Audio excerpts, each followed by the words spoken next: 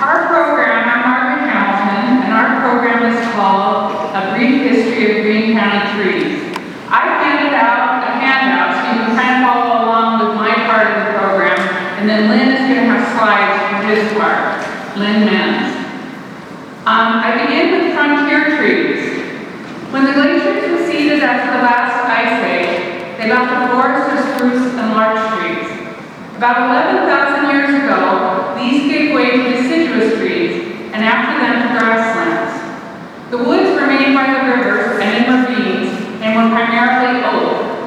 Prairie wildfires ripped through these grasslands and opened them up to sunshine. Occasionally, a renegade tree would appear amid the grasslands, but they were rare. So these renegade trees are just single trees that stood in the middle of the prairie. And one such renegade tree was the council oak or lone tree. It was the only tree on the town site of Jefferson when the city was established in 1854. Mary Tolliver recalled it as the only tree there when her family arrived in 1856, and said that children of the early settlers played beneath it.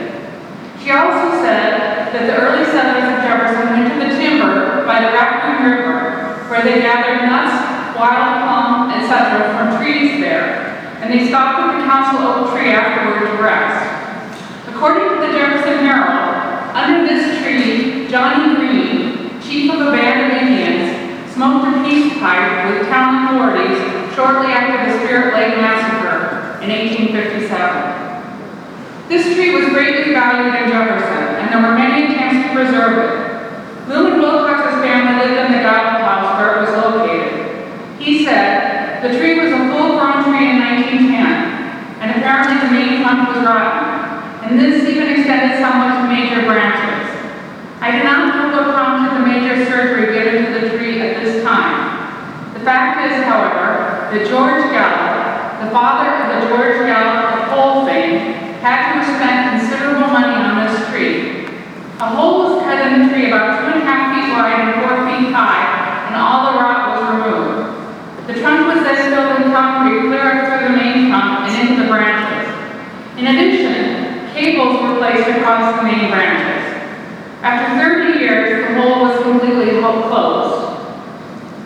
In 1927, the DAR placed a bronze tablet on the tree and arranged to have it pruned and trimmed. The oak was badly damaged, though, in the July 4, 1957 storm.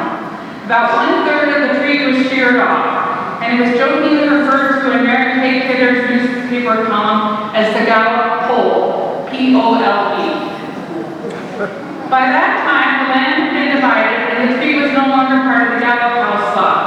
Instead, it was in the yard of the McMillans at 203 East Russell. People thought it needed a facelift after the storm, so H.M. McMillan hired a Kansas City tree trimming crew to fix it up. The tree was further damaged in the 1989 derecho and was taken down by Pete Hoskinson in 1991, and he had a lot of trouble with the concrete. There were a couple of clones of this tree, and one went to Storm Lake, and one was intended to go to the elementary school, but it never made it. Another old tree Roy Bargold Rippey tells of is a stagecoach tree, which was on the northwest corner of their home farm. The Des Moines Sioux City stagecoach line crossed that 160 acres, and there was a big willow tree on it. Stage drivers would feed up and tie up their horses under that tree, and for years afterward, there was a big ring of weeds around the tree because of the horses. There was also a famous cottonwood tree by Pleasant Hill Church, which was also located on the Des Moines Sioux City stagecoach line, where there was a branch line off to Fort Dodge. People used the tree as a bulletin board and posted messages on it for later travelers and people in the neighborhood to read. A marker to memorialize this post office tree was put up in 1976, and the tree is gone today, but the marker stands by Steve Bosshart's driveway. According to Bessie Sayre, her great-grandfather had a floating sawmill on the Raccoon River. He processed timber, which people harvested from woodlots along the river by Squirrel Hollow. People also used those lots for pigs, which ate the acorns on the ground. When it was time to take the pigs to market, they drove them to Winkleman Switch and put them on the train. The most obvious thing about Jefferson, though, and trees is that a lot of the north-south street names are named after trees. We have oak, maple, chestnut, locust, olive, while the east-west trees have presidents' names. And I always thought that this was original to Jefferson, but it's not. Because in Lincoln, the Lincoln Highway, which is Amor Tolles' book, he talks about a town in Nebraska that has exactly the same naming pattern. So in other words, our county, our city founders were just copying it random. So next I'm going to talk about tree adventures and misadventures. Trees have figured in many Greene County accidents, both large and small. In June 1906, Master Wayne Thompson fell from a cherry tree and broke his arm. The Jefferson Herald reported he was doing nicely. There were more serious accidents though. In March 2000, Seth Wilcox, an 11-year-old fifth grader, fell 15 feet from an evergreen tree on North Locust in Jefferson, and he died. Cecil Perkins was nearly electrocuted in 1920. His father thought a tree they had might interfere with electric wires during storms, so he decided to cut it down. He asked Cecil to climb the tree and cut off small branches near the wires, so they wouldn't come in contact when the tree fell. As Cecil climbed back down, 2 twigs fell on the high wires and electrified the tree. Cecil was saved by the fact that he wore rubber-soled shoes. He braced himself on the branch he was standing on, but he couldn't get down because he couldn't touch the tree with his hands. Some men had to use a ladder to push the branches from the wires, so Cecil was able to come down the tree and then jump. In 1934, a Jefferson man, Rufus Davison, was struck by a falling tree at the Arch Elliott farm near Cooper. 3 of them were taking down a tree, and a limb caught on another tree. None of them noticed it, but it swung down and crushed his skull. He was taken to Des Moines and Slinger's ambulance, but he didn't survive. In June 1963, a Litton Co-op creamery truck driven by Denny Johnson of Lake City was traveling on Old Highway 30. At the top of Danger Hill, 4 miles west of Jefferson, the brakes failed, and the truck went off the road. The truck box fell to the bottom of the ravine, but the truck's cab wedged in a tree. That tree kept it from falling into the ravine and saved Johnson's life. He had no injuries. Some tree-related stories are more prosaic. In 1973, 52 East Greene 7th graders conducted a survey of trees in the town of Rippey. They were students of science teacher Charles Tipton, and they discovered that excluding the school ground, Rippey had 709 trees, or 2.3 trees per capita. Most came from a planting campaign in the late 1930s led by Frank Burke and Mrs. Claude Spate. 8 or 9 years earlier, Tipton had 35 East Greene junior high students that worked at Squirrel Hollow Park. They made signs to put up by trees and flowers saying their names and interesting facts. They put up carving boards for whittlers to use and also lighted trails. Mary Kay Kidder featured Jefferson dentist S.G. Barker in her Jefferson Herald column. Dr. Barker had a buckeye tree in his yard, and he kept a basket of good luck buckeyes in his office for people to take. He said that if you keep one in your left hip pocket, you'll never have rheumatism. When the tree became diseased, he cut out the diseased portion and filled it with concrete, just like he did with teeth. Francis Fire of Jefferson also filled trees with concrete to preserve them. So at one time, there were a lot of trees in Jefferson that were filled with concrete. In 1988, a white fir tree in the yard of Greg and Marley Group at 714 South Elm was named the state champion. There's a point system based on circumference, height, and spread, and is used to compare trees and identify the best specimen in Iowa. One of the saddest tree stories is that of a maple tree in 1935. It was originally set out in 1913 by S.J. Nelson on South Chestnut Street. It had grown to 30 feet high in the following 20 years. When the property owner decided to have the tree removed, Supervisor Charlie Wells gave permission to have it moved to the courthouse because it was such a beautiful tree.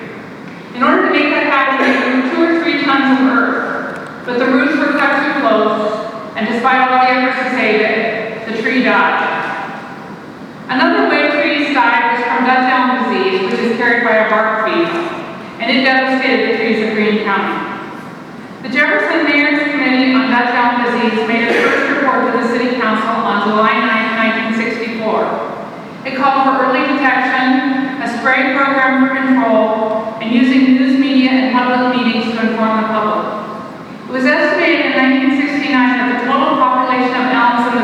Jefferson was 2,500. Under Jefferson's cut down ordinance, the city notified property owners that a tree was suspected of having cut down. They then had 10 days to remove the tree or to appear before the city council and argue why not. Burning dead limbs was recommended. Chemical spraying began in 1965 when the first tree with cut down was found. DDT was sprayed at first and then it was replaced by methoxychloroquine. The city owned this spraying equipment and helicopters were also used. In 1967, the Herald noted that DDT, which was applied to fight the disease, cycled through the worms and thus killed off songbirds. Residents complained of large numbers of dead birds. In 1970, the city of Jefferson removed 2 trees from the parking of property belonging to Meredith Schreiber and charged him $170. Schreiber appealed the charges and the lawsuit went all the way to the Iowa Supreme Court. It upheld the ruling of Greene County District Court Judge David Harris that the city was responsible for removing disease downs from city parkings. Another thing that damages trees is weather. So drought as well as storms affects trees. In 1934, there was a dry season preceded by 2 others, and even large trees were suffering. In 1924, 10 years earlier, there was a storm at the end of June. The skyline of the courthouse was blown out and storefronts caved in. Phone lines were down by falling trees, and almost every farm lost trees or small buildings. According to the Herald, the trees of Jefferson are the real sufferers. It was impossible to drive through most of the streets early Saturday morning. Large trees were blown over, some of them being pulled out by the roots, but the large loss is the branches, which were blown out of more than half of the trees of the city. There have been many storms in July and August that damaged trees. In July 1928, 2 inches of rain fell in a couple of minutes, and a second storm came from the southwest a couple hours later with heavy winds. Streets were nearly blockaded with branches. 10 years later, in July 1938, the big cottonwood tree at the Mary Wilcox home on North Oak was hit by lightning. It struck near the top of the tree and followed the trunk into the ground. It left a huge gash, and bark and limbs were thrown 100 feet. There was a huge storm on July 4, 1957. It was so devastating that the city dump stayed open on the 4th of July, so people could haul their trees and brush in. Roads were blocked in 50 places, and county crews worked through the holiday clearing. There was no damage south of Highway 30, but there was heavy damage north of Grand Junction. On August 5, 1989, there was a derecho with straight-line winds in excess of 80 miles per hour. The Globe Free Press described its 6-hour dash across Iowa with spots about 50 miles wide. All county towns reported damage, but the most severe damage was along Highway 30. According to the Jefferson Herald, twisting and shredding corn stalks, uprooting and snapping off mature trees, and in general creating havoc. Greene County Extension Director Galen Debeloy likened the scene to pictures of hurricane devastation. In Scranton, the township cemetery was severely damaged. Caretaker John Lawrence said, "It was a real mess. So many trees had the tops taken right out of them." Scranton Mayor Jay McDonald said, "I'd say 100% of the property owners sustained some type of loss. It took 4 to 5 days to get power back to everyone in the county. And that storm was followed by a bad ice storm in March 1990 and a Halloween snowstorm in 1991. In 2020, on August 10th, we had the derecho. It's the same spelling, but in 1989 we said derecho, and in 2020 we say derecho. And according to the Des Moines Register, Iowa lost 7.2 million trees in that storm. Wind gusts were from 58 miles per hour to well over 110 miles per hour. There was much damage to Squirrel Hollow Park. So many trees and limbs were down that the skyline was changed. Dan and Bessie Sayre were in the park at the time of the storm. They pulled their pickup into the middle of the ball diamond so it would be away from trees and sat in it. Afterward, there was so much brush and wood on the ground that they had to cut their way out of the park and down the road to the river with a chainsaw. There was rainwater running around their ankles. Spring Lake lost over 150 trees in the 1989 derecho, and over 30 big cottonwood trees in the December 2021 tornado, so they lost a lot of trees. But storms aren't the only problems faced by trees. While settlers planted trees, they also disturbed the environment. like hackberry and cottonwood have expanded to form young woods. These young woods are lacking understory shrubs and plants that would have been present in the neighborhood. They aren't as good as wildlife habitat and are vulnerable to invasive species like honeysuckle and garlic mustard, which can squeeze out the native plants and wildflowers. An example of a native wood is Squirrel Hollow Park, while an example of a young wood is Spring Lake, which was built where it takes place where there's a gravel pit, so it was disturbed by human beings. So once you lose trees, you have to talk about tree planting. Roy Bartle of Ripley tells of how his dad, who was born in 1913, and his first oldest brother, each buried an acorn in the yard east of the old four-square house on their farm. One of those oak trees grew and is still there today, over 100 years old. In 1927, the Campfire Girls held a tree ceremony and planted an elm on the high school grounds. Josephine Lovejoy served as song leader, and Margaret Hamilton decorated the tree. In 1959, 4-H clubs aimed to plant 31,000 trees on 15 county farms. They used 2 tree planters provided by Iowa State College and 1 purchased by the Greene County Conservation Commission. The trees were to serve as wildlife cover and increase the number of pheasants and quail in the county. In the late 1970s, the Jefferson Civic Beautification Committee planted trees along Lincoln Way from Elm to Westwood. Committee members were James Sorensen, Marilyn Copeland, Dorothy Van Galen D. Boyd, Francis Byer, Bob Schmidt, Les Siglin, Kurt Krieger, Dick Orris, and Dave Burnett.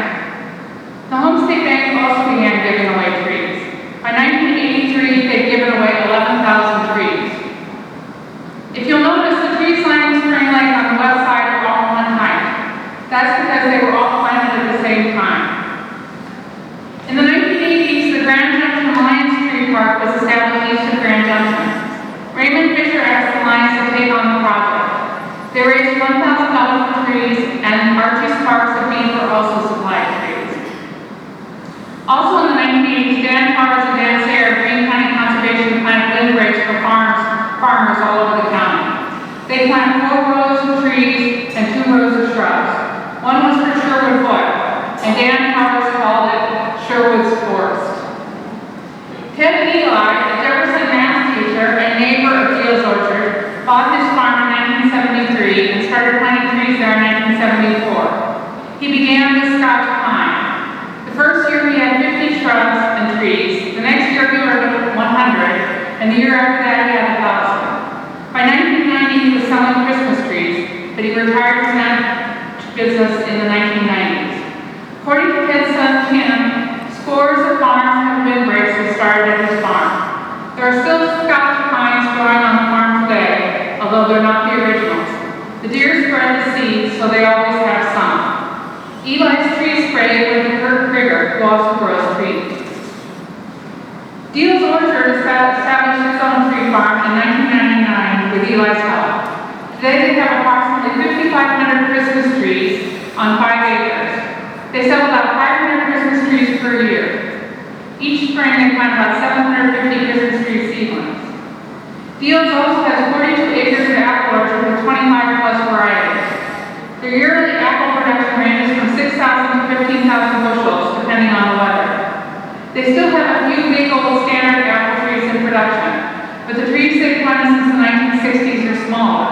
They're dwarf and semi-dwarf. They plant new bare apple trees each spring. In addition, Deal's has about a dozen cherry trees. In the 1980s, they had 50 plus cherry trees, but their sweet cherries all died due to harsh winters. They have 7 original pear trees left. They need more pear trees, but can't find the varieties available for purchase from a nursery. In the past few years, they've tried grafting, and Benji has also planted trees, but it could be over 10 years before they are harvesting more pears. So now I'm going to talk about memorial and Christmas trees. There have been many trees planted as memorials over the years, most on the courthouse square in Jefferson or at the various schools. The Floyd W. Brown Post of the American Legion with Jim Andrew as commander planted a bur oak tree in the Memorial Garden in Jefferson on Lincoln Way. They chose an 18-foot tree and worked with the Conservation Commission and the Garden Club. Roy Bartle tells about how his grandmother had 7 children, and there was a set of stillborn twins, and they didn't know what to do with them, and the doctor said wrap them in a blanket and bury bury them. So his grandfather took them out and buried them under their apple tree. And the apple tree is still there. They're not sure if it's the same one, and it's pretty decrepit, but they like to think that the twins are lying out there underneath the wealthy apple. The Peyton Love Tree was established in the early 2000s by Donna Thompson, whose son Dean was killed in a motorcycle accident in 2003. She received permission from the Peyton City Council to have a memorial tree on public grounds and found a tree at the old Peyton Elementary School, which she adopted. The City Council agreed to put in electricity so it could be lit year-round, and it was turned on November 23rd, 2003. In the first year, $750 was donated on the tree's behalf, and it wore close to 150 red velvet bows, each labeled with a name and either a relationship or a message. There have been many Christmas trees in Greene County over the years, but a few stand out. In 1914, the Jefferson Women's Club sponsored a municipal Christmas tree in the square with 1,000 bags of candy, each containing a present. All of Greene County was invited to attend. In 1928, there was a Christmas tree at the intersection of Main Street and Grand Junction. In Dana, in 1944, there was a huge Christmas tree that almost reached to the top of the gym. One had been provided every year since 1938 by Harry Lloyd. In the early 2000s, there was a tree of heroes in the South Obvious Courthouse sponsored by the VFW. It was decorated with almost 50 red, white, and blue stars with the name of a veteran or current member of the armed forces. Barb Kendall was in charge of making the stars, and 6 had gold stars for killed in action. Possibly the most notable Christmas tree, though, was the one atop the Mahoney Tower in 1965. The tower was being built that year, and the tree was put in place by Clear Construction 165 feet above the ground. It was donated by the American Legion, and it was taken to the top of the pouring forms and set in place and lit each and every night. Mary Kay Kidder commented in her diary of the housewife column that it looks so brave and merry out there. So in conclusion, I'm just going to say that in 1992, it was estimated Jefferson had 7,449 trees on city right-of-ways with 129 different species. It was thought the city should have 9,600 trees, but it lost the difference in the bad storms of 1989, 90, and 91. The most common tree was the sugar maple with the silver maple number 2. It was estimated that there were twice as many trees on private property, so there would have been about 15,000. And now I will give it to Lynn.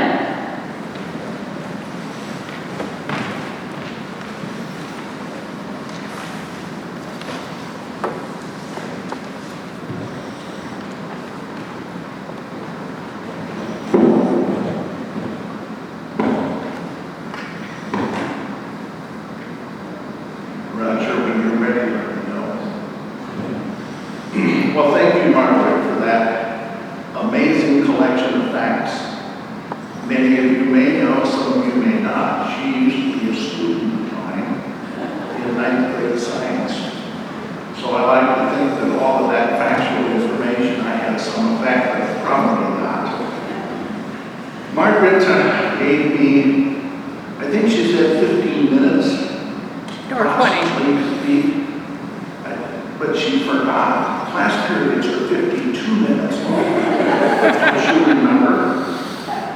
So you're about 2 ahead. Go back. There we go. So it matches what I've got here at least. Okay. I'm sure that all of you know that you are forest people, forest creatures, because you live, if you live in a municipality, you live in the forest. They're a little different than what we might think typically of a forest, because we have roads and sidewalks and buildings, but you do live in the forest because it's covered with trees. And I like to think that I came to Jefferson because of the trees. Margaret kind of alluded to it, but when I came to Jefferson, I came because there was a job opening. I was graduating from UNI, and I was invited to come down and look at this position, science teacher for 9th grade. So I came, and I remember distinctly driving down Chestnut Street. And it was such an amazing thing. I thought, I need to turn on my car lights. It's dark on the street. Those elms were arching and touching in the middle. And it was shady and dark, and I love trees, and so it really caught my attention. Well, you all know what happened. It wasn't but a couple of years later, and I didn't realize that the Dutch elm disease was already here when I came. In fact, I didn't even know about it. But within 2 or 3 years, there wasn't hardly any left. I did take that job, and I guess that's why I'm actually here in Jefferson. That's been over 50 years ago. The numbers are scary, people, and I'm sure a lot of you have numbers like that as well. But my building, or the building was the old high school, and I was on the 3rd floor. The windows looked to the north, and in the early spring and in the early fall, it was a sea of green. And 2 or 3 years later, I reported for teacher workshops in August, and it was like a desert. There wasn't a tree left. And I was pretty upset. Went down to the principal and said, what in the world happened? And then he told me there was no hope for the trees, and they had all been taken down. So, Roger has agreed to be my tutor to change slides. He did say he wanted payment for it. And I think, what did you say, we have 1,900 in the treasury? And I'll take the other half. Maybe not. Okay, next. My part of the Margaret and Lynn show today, I'm going to cover the DNR tree survey that was done in 2015. We're going to talk about the tree committee and the places we planted over the years. And then I'm going to talk about some of my favorite trees, and then some special activities that I like to do with trees. Maybe have heard of them, some of you may not have. Next. So let's begin with the tree committee. It was part of the long-standing community betterment that was active in Jefferson for so many years. I don't know how long. I think it was probably going when I got here, at least 30 years. And it's a branch of community betterment which no longer exists, but we still, the tree committee still remains. And I happen to be the chairman again. I started out as chairman many years ago, finally convinced Brad Brookhaven to take it over as chairman. I stayed on the committee.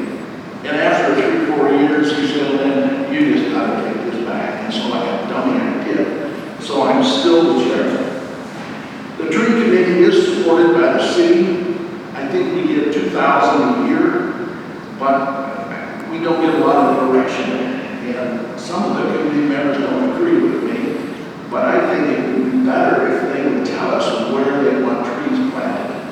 Instead of us going and saying, we're going to plant here, is that okay? That's kind of the way it is. We do get major funding from Alliant Energy. I think by law we're required to do that. And we do yearly plantings, usually in the spring. We have done some in the fall, however. We like to involve our students, so typically we'll get an 8th grade teacher for the 8th grade science class, for example, and they will come then, each section comes on the bus the day we plant. And those kids get off, Brad Brookhaven does a demonstration on how to plant a tree, how to mulch a tree, how to care for the tree. And then they bring in the groups of 3 or 4, grab a tree in a spot, and dig the hole and plant the tree. And when their class period is over, back on the bus, we've got about a 10-minute break, and the next class comes out, and this is what happens all day long. Next.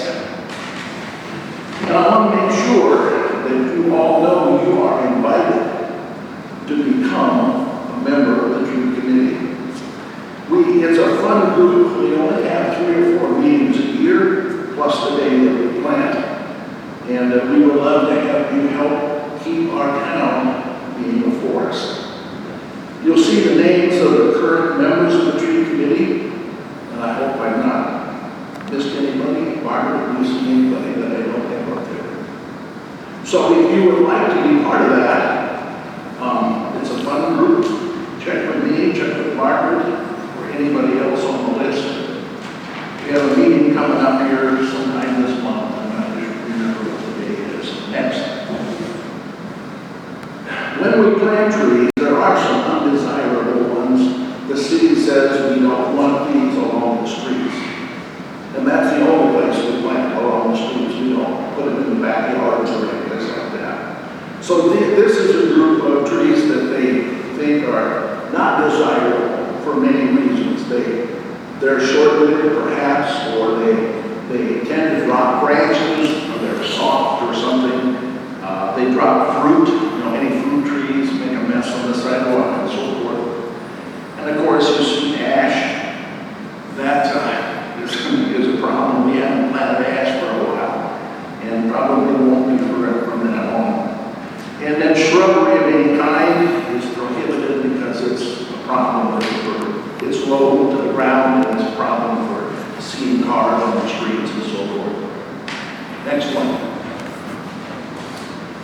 The tree survey was done in 2015. We requested it from the DNR. And so Jason Walker came and spent some time, and he did the streets and the parks, not people's backyards. He found over 42 species of trees here in Jefferson. And then you see listed some of the numbers that he got. Maples, 44%. Margaret referred to those.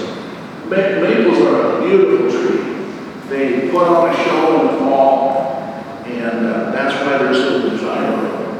And Margaret mentioned about the State Bank giving away all those trees. I remember that very well, and I got a bunch of them.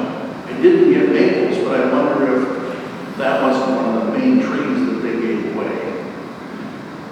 We found out with the Dutch elm and now the emerald ash borer, you don't want to have a huge number of one species of tree, because something comes through, some bug comes along and takes them all out. So we now try to plant a variety of species so that thing won't happen again.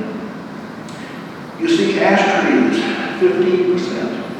I have no idea what we have left, but I know the city's been taking them down, and I know that the emerald ash borer is here, because I've got trees on my property that are dying, and I have a lot of ash trees. My firewood supply is going to be good for the next few years, unfortunately. Apple trees, they're talking about apples, I'm sure. And then linden and basswood, 8%, hackberry, 5%. And then honey locust, black walnut, red oak, about 2%, and everything else 1%, and then even elm was 1%. Now, the elms that were devastated by the Dutch elm beetle were the American elms. And I have elms on my property that I thought would die, but they didn't. And I don't know, they don't look like Chinese elms. The leaves are a little bit different, and I don't know what they are, but they have survived.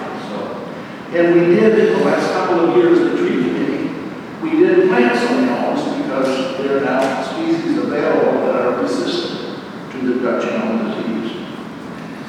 At the time of this survey, Jason Walker concluded that there were about 118 trees that should be removed from the Jefferson streets. The next slide, I don't know how well that shows up. All those red dots are where the ash trees are in the streets of Jefferson. And some of those dots are no longer there, and in 2 or 3 years, none of them will be there. Next. We have, he found, 35 acres of canopy cover of the trees in Jefferson. And trees do have a great value. Air quality, removing air pollution is a really good one. According to his statistics, the trees in Jefferson at that time were removing 1,900 pounds of air pollution every year. And they were sequestering 580,000 pounds of carbon, which is, depends on what you believe we listen to, it's a big deal today. Another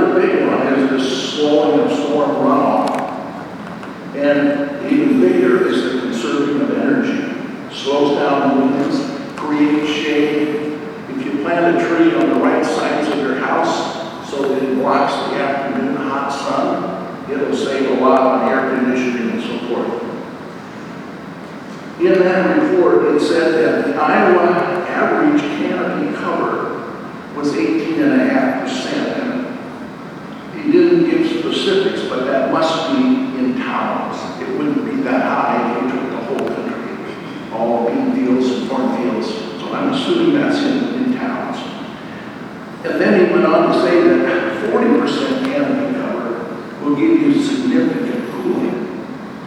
And I wish I knew, not that it will matter because it's changed, but what our percentage is in Jefferson, that wasn't really listed except how many acres we had. And the last thing on this slide is the trees increase property values, which probably everyone knows. Next. The tree committee has been busy for more years than I can count, and these are some of the main places in the recent years that we planted trees. We planted Lincoln Way, one of the first big plantings that I was involved with. And I'll show you a picture in a minute of one of those sections. We planted hundreds of trees, and Craig Herbel was the extension director at the time, and he was a big thinker, and I think he wanted to get 600 trees that year.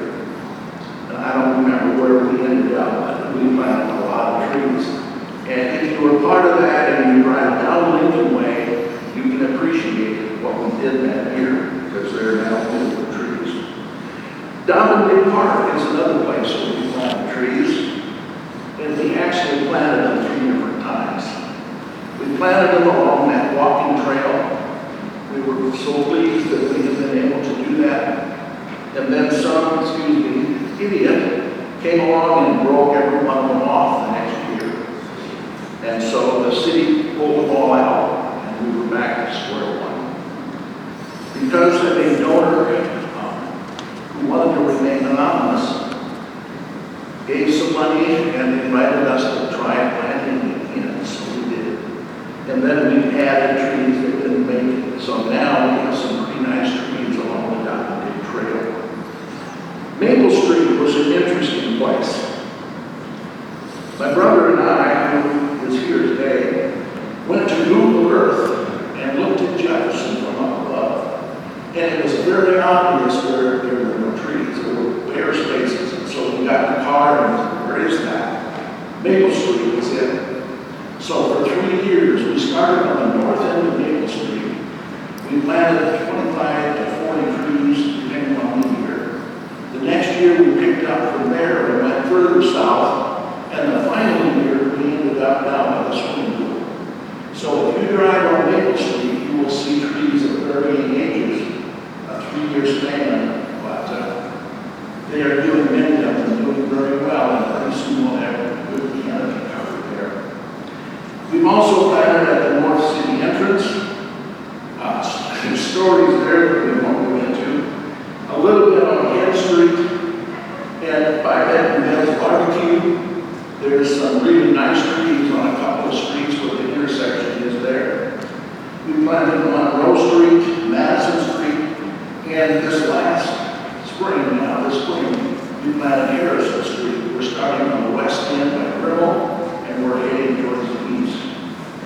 In past years, we've also planted at the cemetery with the Arborvitae along the east side. If you go out there, you can see those. And we've also planted at the fairgrounds. Next. Here are some pictures of, these are the lindens along West Lincoln Way. It's right by the Lutheran Church.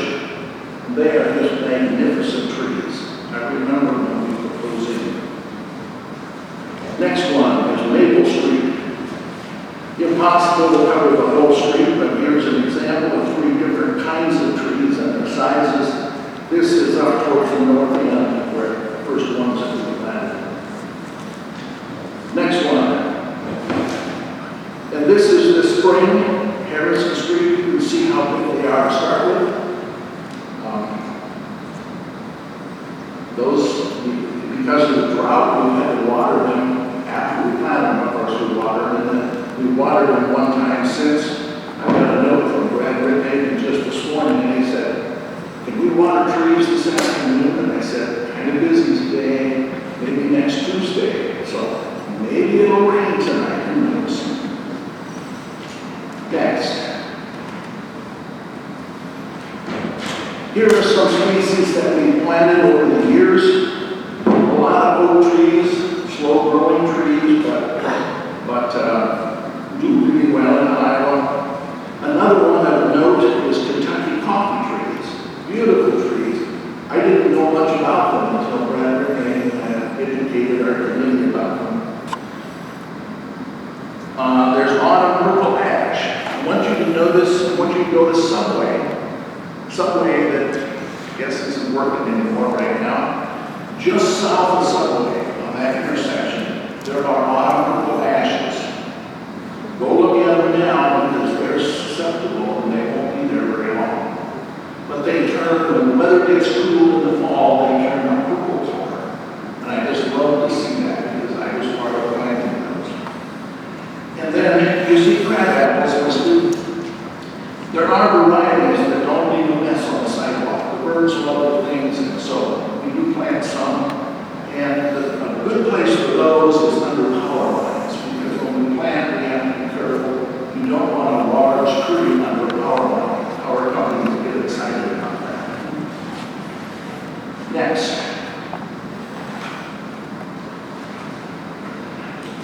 Switching to some of my favorite trees. Starting on the right, shade-bark hickory. I have 8 of those in my backyard, and I absolutely love them. You can see in the middle there, the bark that just slabs of it hanging on, and every once in a while pieces of it break off.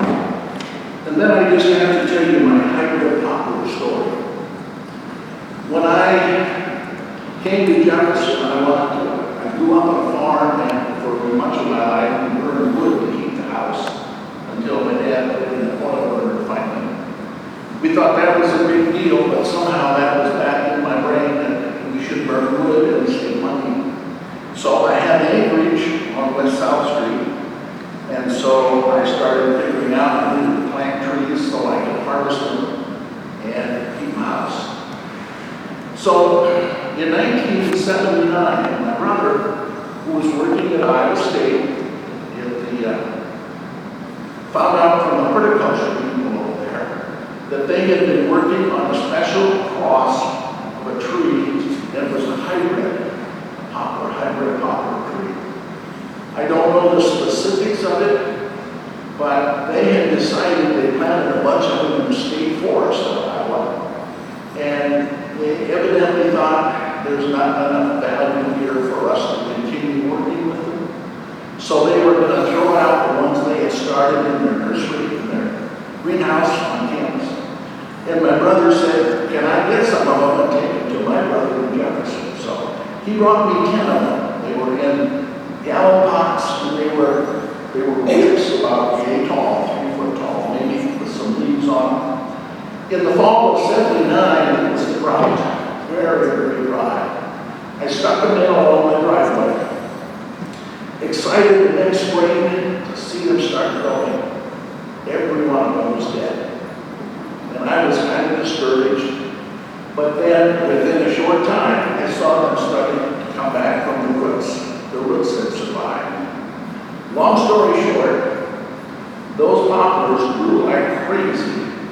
At the end of the season, I had my wife steady the stepladder, and I was up on it with a tape measure to get to the top. Figured it out, they grew faster than before. They grew over an inch a day all summer. The next year, they didn't get quite that much bigger because they were putting out side branches. And then a couple of years after that, they started shooting up new shoots from the roots, like a rhizome. And so I began to dig those up and move them around my property. When we built our new house in 2006, I probably cut down 50 of them because that's where the house was going to go, and there's still a bunch there. The picture that you see is my house, I don't know how it shows up, and my upper deck, And those very tall trees, they are over 80 feet tall. Those are some of them, not the originals, those are some others. And probably 15 years ago, I don't remember, the guy drove up one day and he said, "I am a state forester.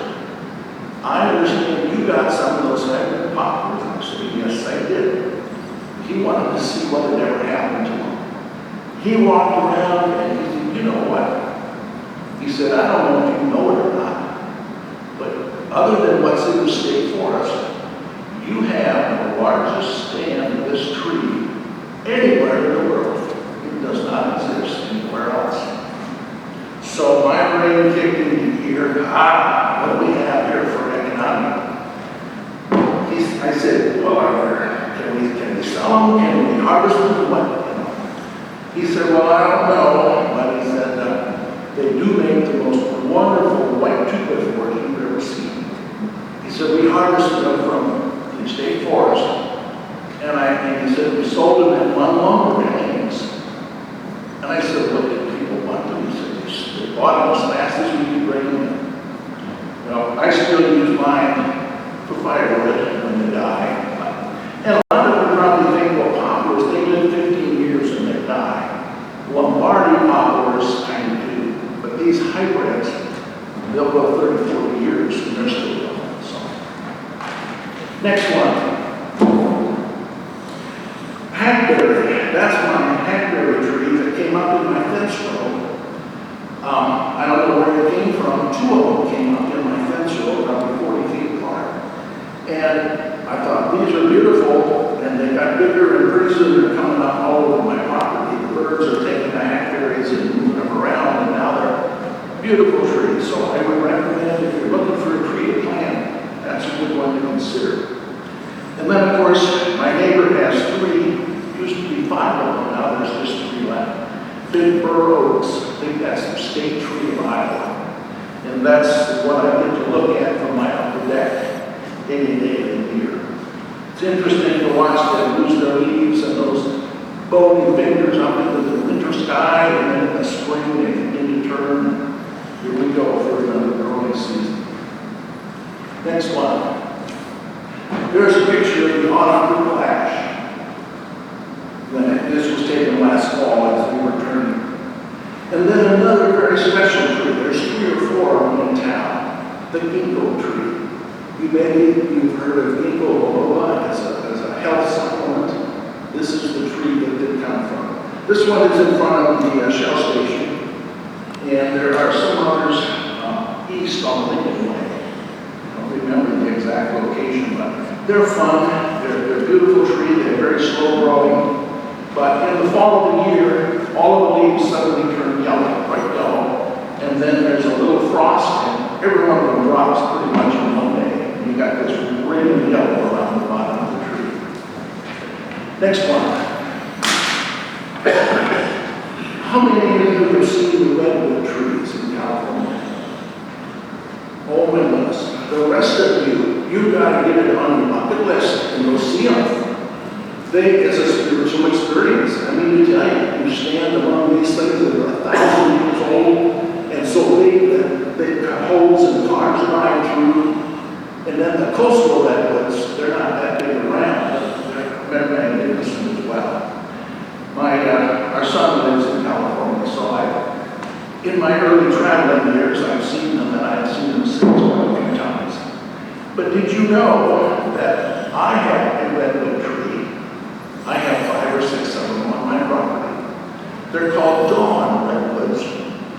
They found fossil evidence of them all over the world, and they thought they were extinct. And then in 1947, they found in the Oak Valley in China a grove of them still growing. They began to clone them, and now you can get them for any reputable place. There's a picture of one, and I should have waited until the sunlight was on it. It was a cloudy day, so it's hard to see, but it's probably 12 feet tall. According to the literature, they're supposed to grow 6 to 10 feet a year. Well, not on my property, they don't. But I still have high hopes that I'm going to see them get a whole lot bigger. Next slide. How many of you have heard of polarity? I don't see any hands. I hadn't either until 2 or 3 years ago. And it's a tree management technique. I go on YouTube and I try to learn things, and this is one of the things I learned about trees. You can polar trees, which means you cut them off at a certain height. In the fall of the year, after all of the leaves are gone and the tree's done growing, it's dormant. So you see there on the left side, before polarity, those are 2 hackberry trees that are near the one in my fence row. And I just let them grow, and they were beginning to shape my garden, and I didn't want that, so I was going to cut them down. And I thought, you know what? I'm going to try this polarity thing. So you see all the branches, and I cut those branches all off, and on the right-hand side, that's what was left. This was like in the middle of November or whatever. This was a couple of years ago when I took these photos. Then the next one, in the spring of the year, they just go crazy. All of the energy from the last year is now down in the roots, and there's no branches to branch out, so they shoot out new growth everywhere. And that is about in July. That's what they look like. They've got all that growth. And then if you let them go, the branches just keep getting longer and longer and bigger. So if you want to make fence posts or poles, or if you want to cut firewood from those branches, you don't have to split it. You just take them off and polar them again. And the interesting thing is that you have a new tree every time you do that. There's no tree damage, there's no insects, there's no problems. You just start with a brand new tree with a huge set of roots in the ground ready to go. Next one. Similar, this is called focusing. And it's the same as polarity, except you cut it at the ground.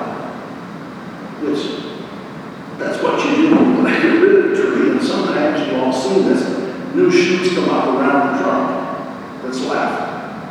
And we usually try to get rid of those. But if you let those grow, pick 2 or 3 of them, you've got new trees coming up, and you can let them get as big as you want and harvest them again. And that continues. I've seen a lot in YouTubes in England where they manage their woodlots that way. I guess I've covered the rest of that. Next one. Here's a fun thing I like to do. How many of you have a bonsai tree at your house? Again, no hands. You need to do these things, people. This has been a hobby of mine for more years than I can count. I think I was 8 or 10 years old when I first found out about it and got excited. And you can do tropical trees, which I have a lot of those. They're out in the summertime, and in the wintertime they have to come into the house. And I have probably 50 of these things, and so I don't have a place to live in the wintertime. I do mostly native trees as well, and they stay outside the whole time. Some people think that a bonsai tree is a special species of tree, but it isn't. It's something you do to the tree to keep it small in a small pot and make it look like it's a big tree. Next one. Here are some of mine. You see the ficus tree and a tea tree. The tea tree was a tree that I actually didn't make. I bought it at the bonsai show in Ames a number of years ago. I bought it as a gift to my daughter, and 2 or 3 years later, she came for a visit. She lives in Cedar Rapids, and she said, "Dad, would you take this back? It's a dying." I said, "Sure." So I nursed it back to health, and it's one of the most beautiful little bonsais that I've got. And then over on the right is a larger ficus tree. It's, I don't know, maybe 10 years old or more. But those all have to come in a year. Next one, please. And this is part of my bonsai collection on my lower deck. I've got about 50 of them scattered around. And all of those that you see are ones that have to come in the wintertime. I built my house so it's got all kinds of south windows. So in the wintertime, that's what they're for on the street.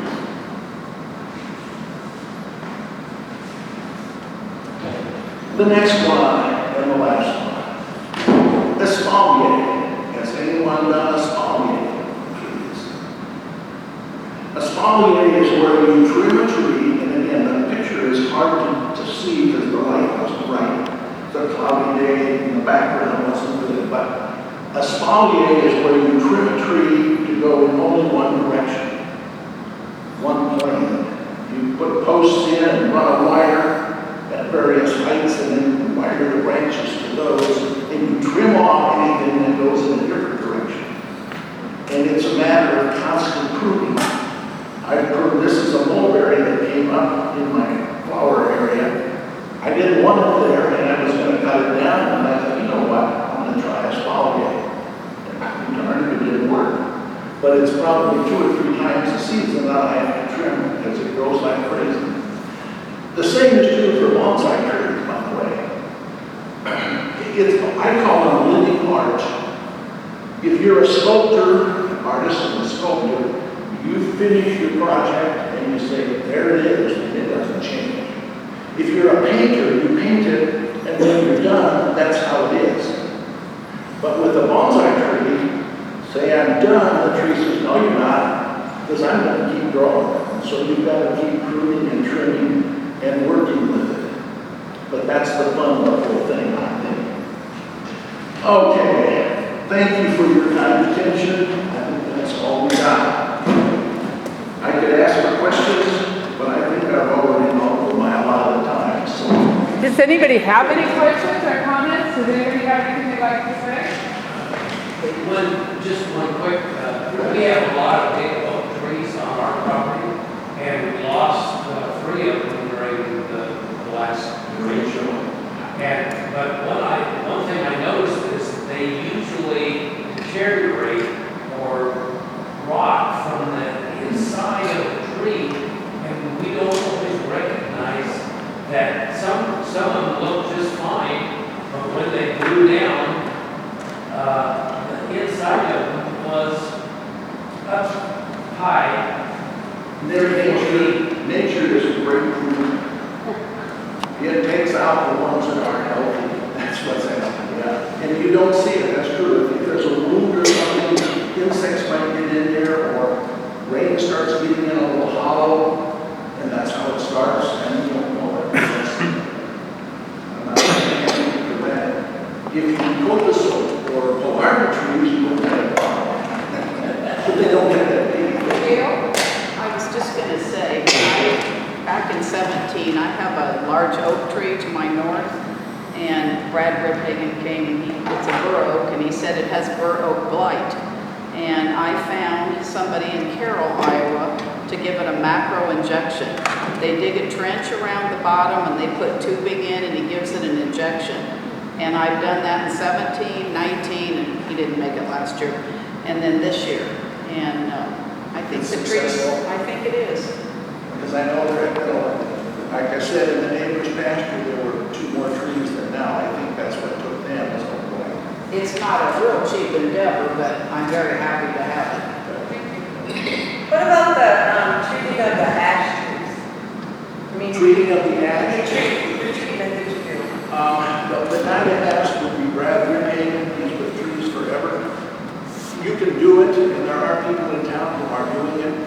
It's kind of expensive. I'm guessing $300 each time. Yeah, it depends on the diameter of the tree and all that. Yeah, depends on how big it is and so forth.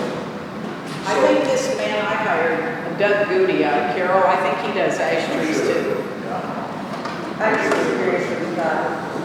Anybody else here have ash trees in your property that are dying now?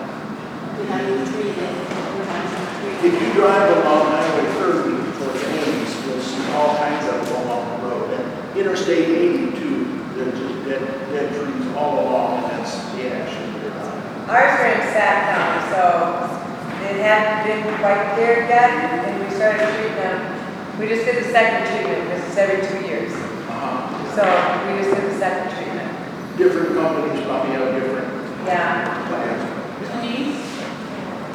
I've had 2 ash trees in my front yard, 2 big ash trees. They're cut down now, they're really cut. But what are my other plans? It's on the south side of my house. The house just sits there and goes on. What am I going to plant in front of it? Oaks would be good, but you gotta hold a long time. We lost an ash tree, Brad Rippey put in an American linden for one. We lost an ash tree and a half buried in the derecho, and he put in an American linden and a burro. It's, yeah, well, I don't know. I would talk to them. You can also put in, you can buy quite big trees. I mean, you can buy, they're quite expensive, but you can, and they're not necessarily healthy, but you can buy like trees that are like 10 or 15, 10 to 20 feet high now. So you can do it. Where do you find them? I would talk to Brad Rippey. I might just add to that, you can get those bigger trees, but survival rates aren't as good as the smaller ones, and generally, 5 years later, the smaller one will be just as big as the other one would have been. I will send you Brad Rippey's email address, Denise. I will email it to you, so then you can contact him if you want, because he is a good source.